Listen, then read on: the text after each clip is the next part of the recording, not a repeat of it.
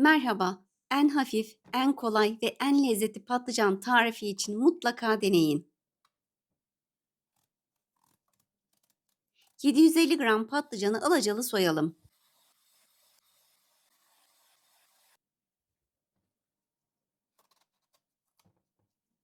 Beni hangi ülkeden ve şehirden izlediğini yazar mısın? Sizleri tanımak çok mutluluk verici.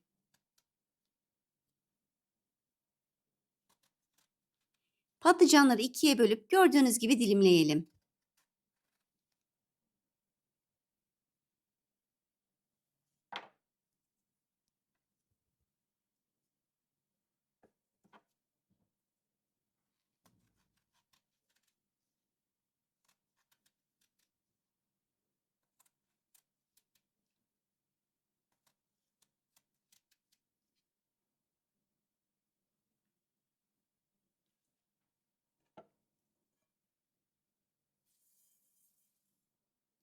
Tuzlu suda 5 dakika bekletip durulayalım.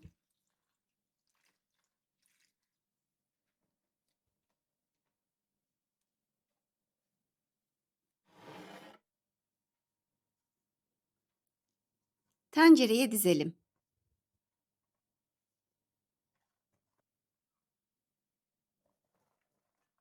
Üzerine bir soğan, 2-3 yeşil biber, 350 gram domates konservesi veya 3-4 adet doğranmış domates, 2-3 diş sarımsak, tuz, pul biber, karabiber, 2-3 yemek kaşığı zeytinyağı, yarım çay bardağı su ekleyelim.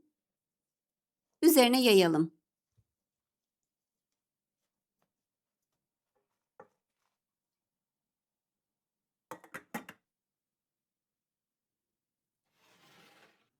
Ocağa alıp kısık ateşte pişirelim. Pişirirken karıştırmayalım hiç.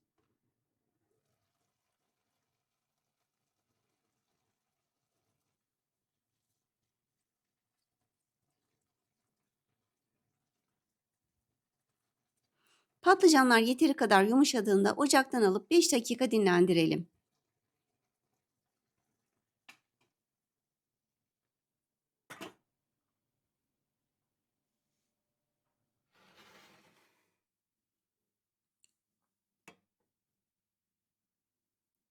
Yapımı çok kolay, çok hafif ve çok lezzetli. Yemeğimiz hazır.